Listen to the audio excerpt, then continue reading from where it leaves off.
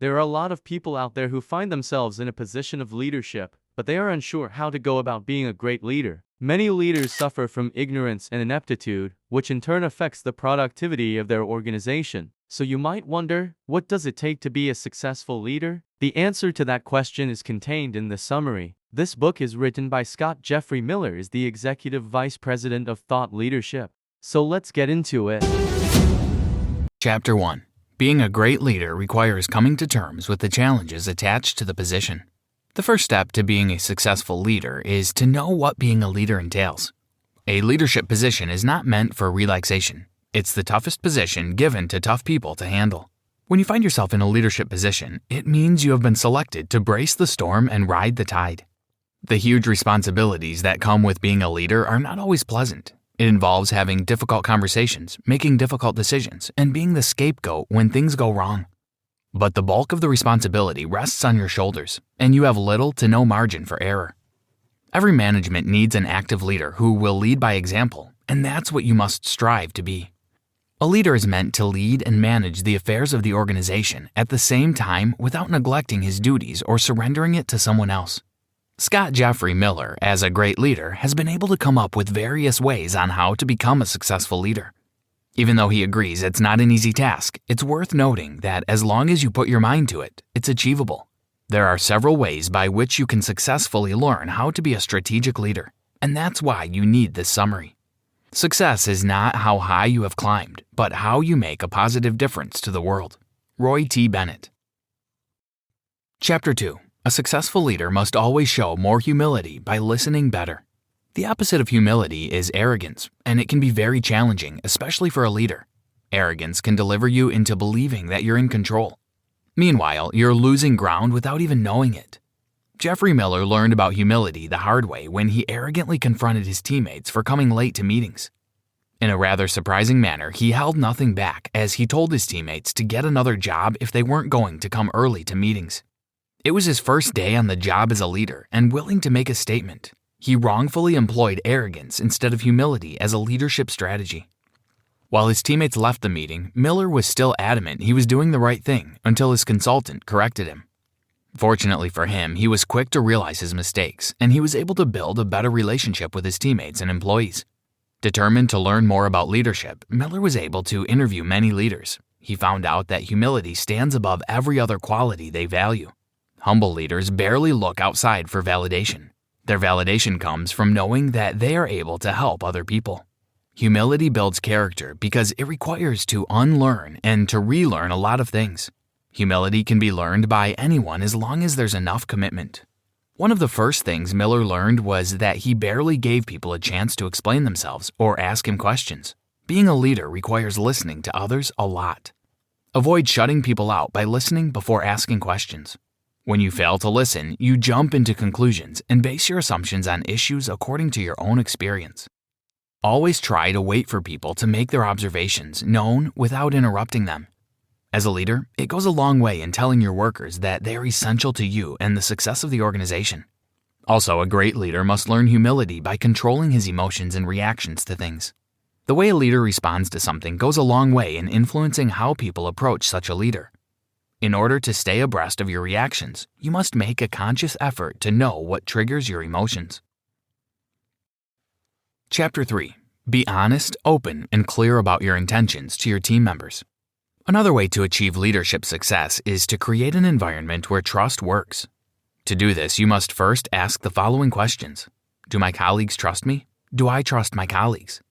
If you can successfully answer yes to both questions, then you're on the right path. If not, there are some steps that you must follow immediately. First, you need to make a list of those you trust and those you do not trust. Take a look at both lists and try to find out why you trust a person and not another person. To do this, you can check for the similarity or differences in their behavior, and you can also check how they coexist with other workers. This will help you to know how to approach them and build a sustainable trust between yourselves. Second, declare your intentions to your workers up front. A lot of people will find it hard to trust you simply because they have no idea what's going on in your mind. Be open to your workers so that they'll be able to approach you easily.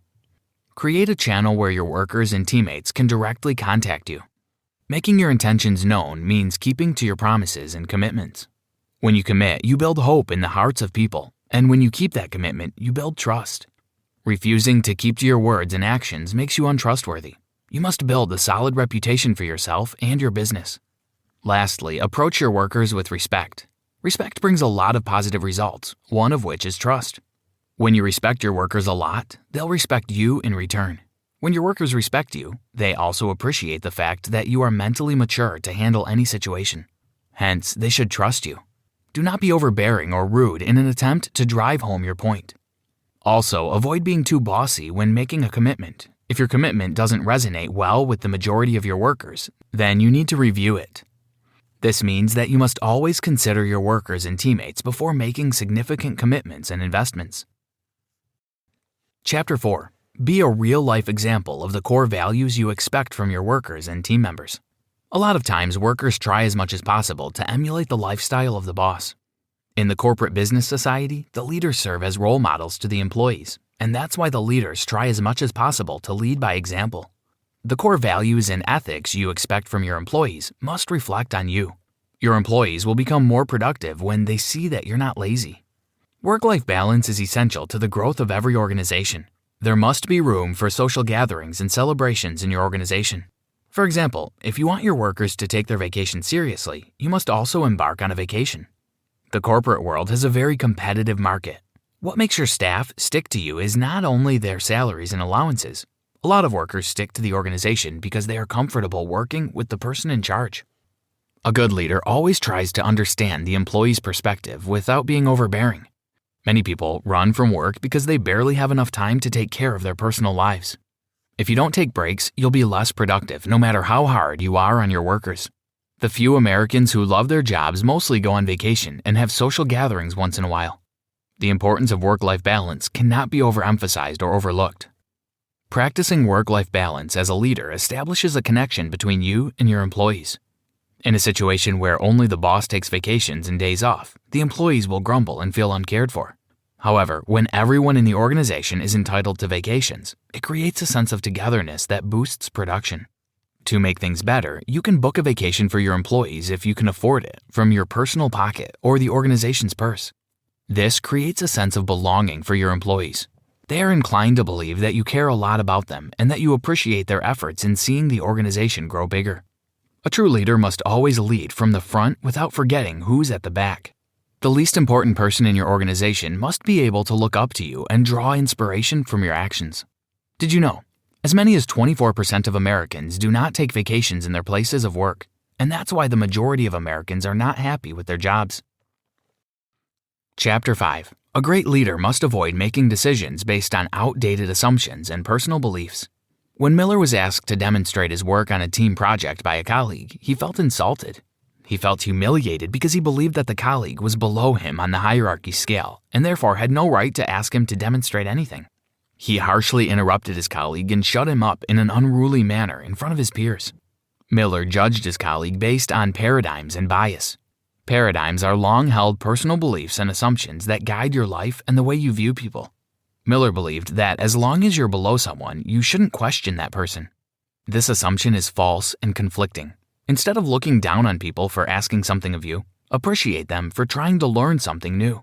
You shouldn't expect people to always copy your reactions or do things the way you would do them. You must understand that each person has his or her own unique style that you must learn to appreciate. Always reflect on how you generally think about people and do everything you can to be objective in your perceptions and beliefs. Do not hold people to your standards against their wishes. Avoiding paradigm bias involves connecting better with your workers and teammates. When someone asks a question, even if it's out of place, answer the question in the best way you can or decline politely. Leaders are not expected to shy away from feedback, even though a lot of leaders do. Many leaders have the misconception that avoiding feedback is necessary in order to do away with unnecessary information. Lack of feedback greatly affects any leader. If you don't get feedback as a leader, you'll be lost in the mix of things, and all your decisions would be based solely on assumptions. Feedback, whether good or bad, should always find its way to the leader. You don't get to choose to listen to good feedback only. People who are afraid to fail cannot be bold enough to succeed. Negative feedback can serve as inspiration for a massive improvement. A leader that accepts feedback regardless of it being good or bad will find it very easy to establish a reputation for being honest. You won't get positive feedback all the time, and that's okay. As long as you are committed to what you do, you can always do better. Chapter 6. Great leaders know when to have the difficult conversations and how to understand the value of saying nothing. As a leader, you must learn to lead difficult conversations. This is part of the leadership that most leaders run away from. It doesn't matter how uncomfortable or difficult it is. You must lead difficult conversations. Doing challenging work is one of the most important jobs as a leader. One aspect Miller discovered he was good at was having difficult conversations. To outsiders, it was an easy job for him. To Miller himself, it was a product of consistent practice and a lot of failures. Before starting a difficult conversation, learn how to predict people's reactions and also how to pick your words carefully. Practice these decisions with someone you trust. You must always check your intentions to make sure that you are always in the position where you are acting in the best interests of both parties. It's never too late to learn or get expert advice from professionals. There are leadership courses that train you on how to handle difficult conversations. When leading a difficult conversation, it's best to avoid assumptions and negative or unnecessary comparisons. All your workers cannot be the same, and you shouldn't hold a new worker to the standards of your old worker. Doing this might damage their confidence and have them copying someone else's lifestyle. More often than not, listen to what the other person is saying. Sometimes the other person's conversation might end up giving you the answers to your tough questions. They might also make things easier for you by saying most of the things needed to be said. It will get to a point in leadership where you'll discover that sometimes the best thing to do is listen and say nothing. Talk straight about the things you want to discuss, but avoid being domineering or too demanding. Your employees should not be scared of talking to you. They should be relaxed because they trust you. A lot of leaders accomplish difficult conversations by being intimidating, thereby causing people to agree to their demands under fear. While this may work, it will only bring temporary results.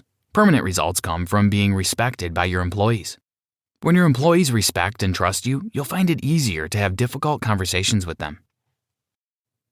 Chapter 7. Practice loyalty. Own up to your mistakes and never stop trying to make your team better. The environment influences a lot of people, and Miller was no different. Right from his days as a kid till when he was grown up, Miller saw nothing wrong with gossip because he grew up around it. He gossiped tirelessly and saw nothing wrong with it until he met Dr. Stephen Covey, the founder of Franklin Covey.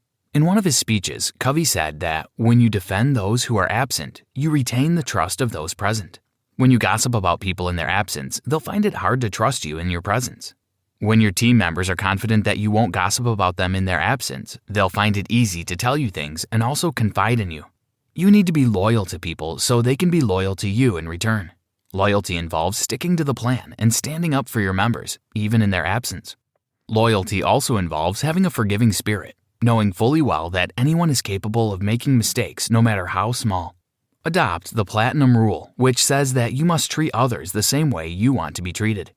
When you're wrong, apologize. Many leaders associate apology with weakness, but this is not true. A true leader knows why it's important to apologize. Apology requires humility and the will to accept when you're wrong.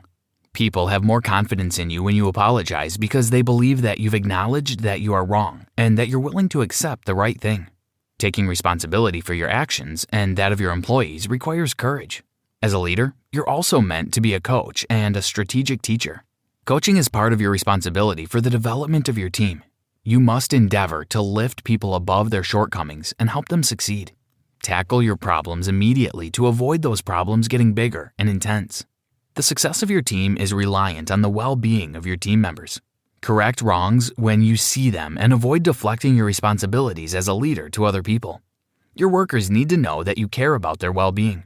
They need to know that you'll be understanding enough to help them when things get difficult. Chapter 8. Great leaders are expected to have a clear vision. Any leader who wants to be successful must have a vision that's easy to interpret and understand. Great plans are outlined in ways that will make it easy to interpret. A great vision statement should be an outlined idea that you can communicate easily in 30 seconds or less to your team. Once you create a vision for implementation, don't sit idly and expect it to manifest. You must follow through and make it real by taking actionable steps. A lot of times, the failure or unsuccessful implementation of a vision is due to the fact that team members are unable to understand the vision statement. Sometimes lack of inspiration plays a major part due to factors like unrealistic proximate targets and limited funds. Vision execution needs time and careful planning. Making your team members work under undue and avoidable pressure limits productivity. The goal of your objective must be very clear and concise. To create a clear vision, make a list of all your visions and put the most important ones under the title Wildly Important Goals, WIGs. Your WIGs should be your priority, and you must make sure they are broken down into detailed information that can be digested easily. You can do this by employing the services of professional idea generators. Creating a vision means defining where your team is going and how they will successfully get there. Adopt existing strategies and consult other members of your team to discuss how best to execute the plan. Identify an area where a change would have the most significant impact on the company's other outlined goals. Partner with important stakeholders and shareholders. Choose the goals to focus on and be actively aware of the goals you aren't focusing on for now. Constant communication is crucial to the execution of a plan. Make sure you track your progress and the team's progress by delegating a team to oversee the whole operation. It is important to be realistic with goals and targets. When your targets are not feasible, your plan is bound to fail. Chapter 9. Celebrate all wins and make high-value decisions by making sure the organization supports your vision. Being a leader requires making high-value decisions, and this means you have to think about the growth of your organization all the time. One area a lot of leaders fail at is creating a friendly work environment where all the workers are able to work together seamlessly. Most leaders sacrifice hard work for personality, overlooking a worker's bad attitude because he or she is good at what they do. It doesn't matter how good a worker is in a particular field, as long as that he or she is unruly, such a worker will disrupt the organization of the whole setup. Your workers need to understand each other and respect each other without feeling too superior or inferior to each other. It's your job as a leader to make sure that no one feels indispensable. Ask yourself if you've employed the right people in the right positions. Check if they are doing their jobs well and if they would be better off in another department. As hard as it may be, you must shed those who are not contributing any value to your organization. Do not focus entirely on winning at all costs. Even though the aim of any race is to win, sometimes getting to the finish line is enough. Don't be blinded by the short-term goals. Planning for long-term goals might be difficult, but it's the right thing to do. Understanding the difference between being busy and being productive is also vital to the success of your organization. Knowing the difference between productivity and being busy is reliant on your knowledge of value. If someone's action is not bringing forth any noticeable result, then such a person is not productive, no matter how hard working the person is. Celebrate every win, no matter how small they may look. It doesn't matter if it's a big success or a small success. Appreciate yourself and your team by celebrating every win. The thin line between recklessness and fearlessness is your emotions. Letting your emotions get the best of you is a terrible trait for any leader. There is no orthodox rule to success. Someone you mentored might end up being your boss. Miller felt particularly bad when a colleague he mentored went ahead of him in the corporate world. Feeling bad about other people's success is an act that should be frowned upon. There's enough space for everyone to thrive, and the truth is that everyone was once an apprentice. As mentioned earlier, recklessness is guided by your emotions. Don't mistake being fearless for being reckless by taking misguided steps. Don't quit your job if you don't have anything to fall back on. It's perfectly fine to take risks, but they must be calculated risks. Becoming a successful leader requires a lot of learning and relearning, which is why you must always seek additional knowledge. Conclusion: being a great leader is not an innate talent. It's a product of hard work and unwavering dedication. Leaders are not born, they are made. A man can only lead when others accept him as their leader, and he has only as much authority as his subjects give to him. All of the brilliant ideas in the world cannot save your kingdom if no one will listen to them. Brandon Sanderson. A lot of people struggle to cope with the many challenges that come with being a leader. While some are ignorant of the fact that the leaders work the most, others simply have no idea how to go about being a leader. Being a leader requires being humble, proactive, honest, and confident. A leader who aspires to be successful must know the value of time and the importance of trust. As a leader, you must be mindful of how an unwelcome change affects you and your team members. Leaders are expected to lead from the front, and that's why you must always open yourself to learning every day. Try this. Commit to continuous improvement by learning and challenging yourself. Get feedback from people around you and seek the advice of mentors. Learn new skills every day and use them to improve yourself and your team.